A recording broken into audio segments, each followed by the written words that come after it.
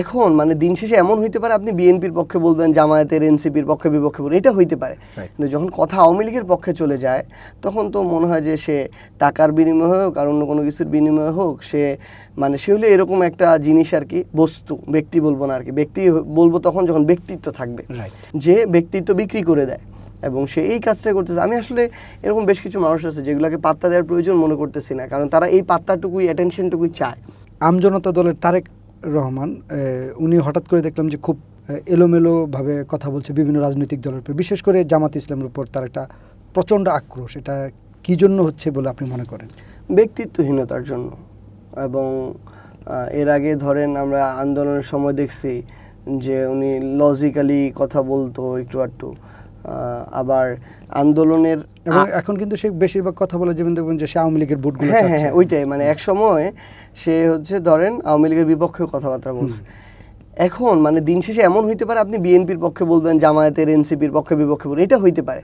কিন্তু যখন কথা আওয়ামী লীগের পক্ষে চলে যায় তখন তো মনে হয় যে সে টাকার বিনিময়ে হোক আর অন্য কোনো কিছুর বিনিময়ে হোক, সে হলে এরকম একটা জিনিস আর কি, বস্তু, ব্যক্তি বলবো না আর কি, ব্যক্তি বলবো তখন যখন ব্যক্তিত্ব থাকবে, এমন একটা বস্তু, ম্যাটেরিয়াল, যাকে ব্যবহার করা যায় টিস্যুর মতো কোনো কিছুর বিনিময়ে, যে ব্যক্তিত্ব বিক্রি করে দেয় এবং সে এই কাজটা করতেছে। আমি আসলে এরকম বেশ কিছু মানুষ আছে যেগুলোকে পাত্তা দেওয়ার প্রয়োজন মনে করতেছি না, কারণ তারা এই পাত্তাটুকুই, অ্যাটেনশনটুকুই চায়।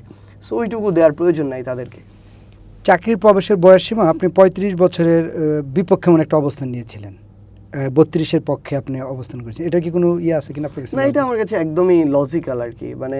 এটা 30 থেকে সর্বোচ্চ 32 হইতে পারে, এবং এই 32টা আমি মনে করি একটা নির্দিষ্ট সময় ফ্রেম দেওয়া উচিত, যে আগামী 5 বছর 32 থাকবে, এরপর আবার 30-এ চলে আসবে।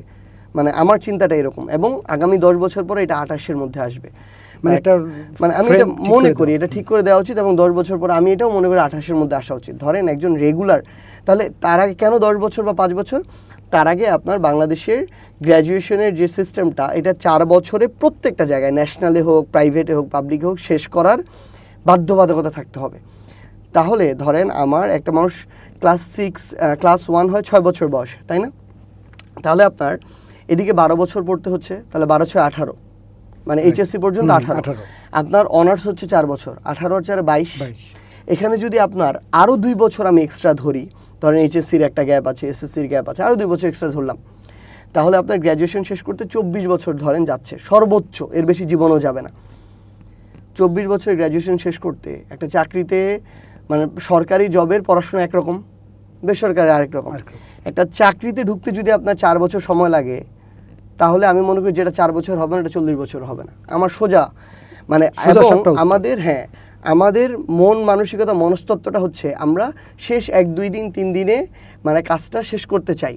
আমি আপনাকে একটা জিনিস বলি, 35 বছর দেওয়ার জন্য এমন যেই মানুষটার চাকরি 31 বছর গিয়ে হচ্ছে, 28 বছর থাকলে ওই মানুষটা 27 বছর গিয়ে হইতো। এটা হচ্ছে আমাদের মনস্তাত্ত্বিক বিষয়। আমরা ওইটুকু তাড়না শেষ সময় দেয়ালে পিঠ থেকে গেলে ফিল করি গিয়ে। কিন্তু আমি মনে করি, আমি তো নিজেই পড়াশোনার মধ্য দিয়ে গেছি, বিসিএস এর প্রিলি দিছি, রিটেন দিছি, ভাইবা দিতাম। আমি মনে করি কেউ যদি ভালো করে পড়ে, 6 মাস থেকে 1 বছর মোর দেন এনাফ টাইম প্রিলিমিনারি প্রিপারেশনের জন্য, 6 মাস থেকে 1 বছর মোর দেন এনাফ টাইম রিটেন প্রিপারেশনের জন্য, বাংলাদেশের যে কোনো চাকরির পরীক্ষার। তাহলে 2 বছর প্রিলি রিটেন প্রিপারেশন হয়ে গেলে ভাইবা অটো হয়ে যায়। এটা এর মধ্য দিয়েই তৈরি হয়ে যায়। তাহলে 2 বছরে প্রিপারেশন হয়ে পরের 2 বছরেও যদি আপনার চাকরি না হয়, তাহলে আপনি অন্যটাতে চলে যেতে পারেন। সব জিনিস সবার জন্য না। আসলে আমি এই জায়গা থেকে চিন্তা করি, এটা হয়তো যার এখন বয়স 32 হয়ে গেছে বা 35 হয়ে গেছে, যে এটা শুনতেছে যে আমায় গালিগালাজ করবে, বাট এটা হচ্ছে রিয়েলিটি।